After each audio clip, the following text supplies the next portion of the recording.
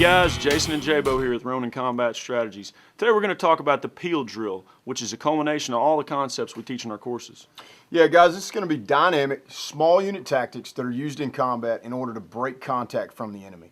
A couple of things you want to keep in mind. Superior firepower, movement to cover, whether it's your nearest cover or getting off the X. The next one is communication. I need to be able to talk to my partners and let them know where we're going and how we're going to operate. We're going to coordinate that communication too, which we'll touch on in just a second, but this combines numerous skill sets. What's most important for us always, though, is safety. It's paramount. We're going to be moving amongst other guys with live weapons.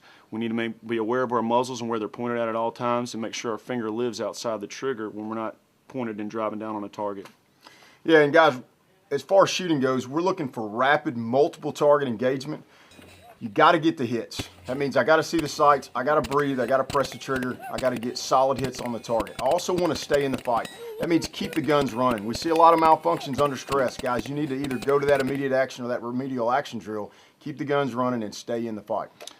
Movement's going to be a big one because you're looking at 4 to 5 guys running around with hot weapons while firing is being placed on the targets. So I need to be aware of what's going on 360 degrees around me. We all fight in a 360-degree arena. I need to be aware of my partners, my team leader.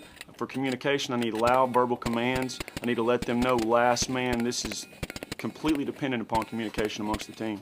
Right, and on comms, guys also need hand signals. Sometimes we can't hear those communications. We got auditory exclusion. We got loud gunfire going off in close proximity to each other.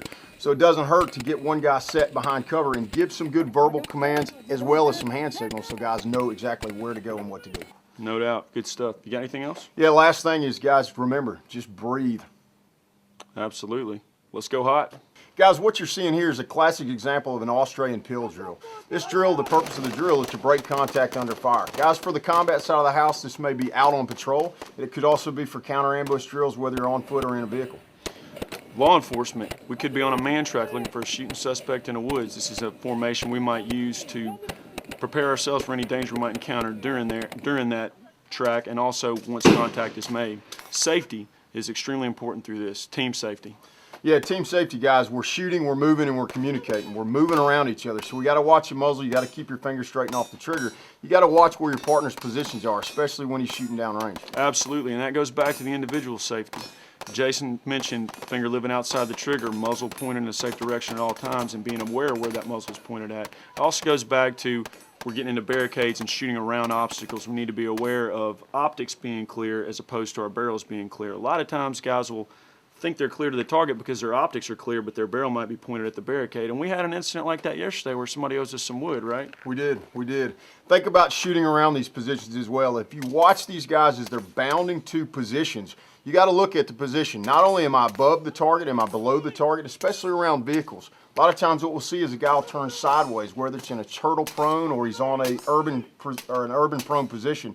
They may end up shooting the opposite side tire or the opposite side barricade because, again, they see the optic, but they don't see that barricade downrange. Absolutely, and we need to talk about contingencies, handling malfunctions. During this drill, you saw some refunctions needed on the weapons. Doesn't matter how well you shoot, you got to keep that gun running, and we go back to basics on this is a machine. I need to know how it works so I can get it back in the fight. Yeah, and communication. I got to talk to my team members. So whether I'm giving communication or loud verbal commands on movement or those hand signals, guys, if we have a malfunction, I also need to let my partner know, hey, my gun's down.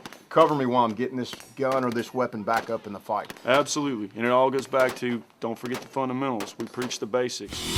Trigger Time is brought to you by Crossbreed Holsters, Drago Gear, DS Arms, First Spear, Keltec, PNW Arms, Thunder Beast, Saber Red, Century Solutions, Delta Outdoorsman, Sport Optics, Fox Knives USA, 511 Tactical, and WW Gun.